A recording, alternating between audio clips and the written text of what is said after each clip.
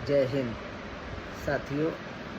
अपने आप को सनातनी कहने वालों ने एक बार फिर इटावा जैसी घटना का अंजाम दिया है। जो कथावाचक के साथ किया था उससे थोड़ा सा रियायत की है इस बार।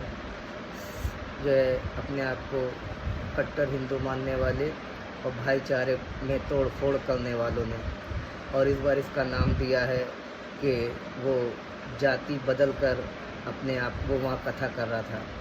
लखीमपुर खेड़ी धौरारा विधानसभा में अभी ये घटना हुई है। यहाँ मणि मौर्य कथावाचक कथा सुना रहे थे, सब कुछ अच्छा चल रहा था। सभी जनता भी वही जनता थी जिसको सब ठीक लग रहा था, सुन रही थी।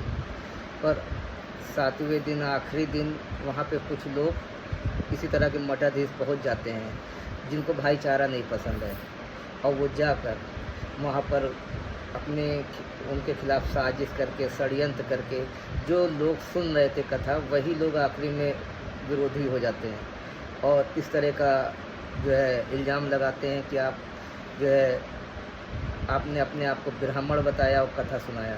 इस पर उनकी बहुत ही बेइज्जती की गई, अभद्र भाषा का प्रयोग किया गया, और ये सब करने के बाद उनसे माफ़ी मंगवाई गई। वीडियो बना के वायरल किया जा रहा है ताकि इन लोगों पर कोई टिप्पणी ना करे, कुछ ना करे। लेकिन मेरा ये कहने का मतलब है, हम चलो मान लेते हैं कि वो कथा मौर्य कथा सुना रहा था, तो क्या मौर्य लोधी कथा नहीं सुना सकते हैं?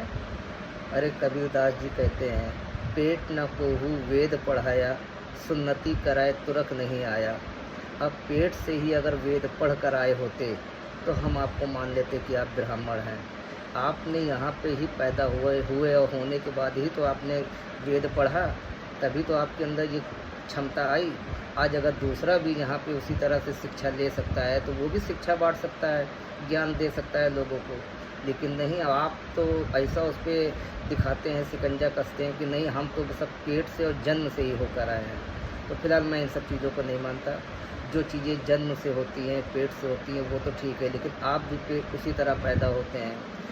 दलित, पिछड़ा, अल्पसंख्यक, ब्राह्मण, मैं सबकी बात कर रहा हूँ। सब उसी तरह नॉर्मली प्रक्रिया से पैदा होते हैं, और पैदा होने के बाद सबका जाति धर्म शुरू होता है।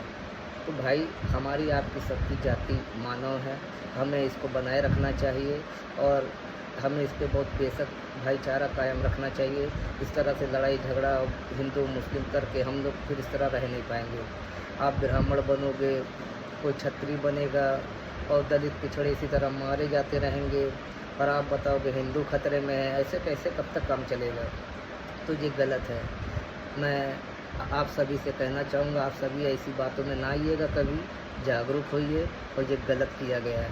सबको अगर उसको ज्ञान है तो वो कथावाचक कर रहा है तो क्या गलत है? खैर चलिए, ये तो दुनिया है, इसी तरह चलेगी, पर हमें आपको समझना पड़ेगा। जय हिंद, जय भीम, जय संविधान।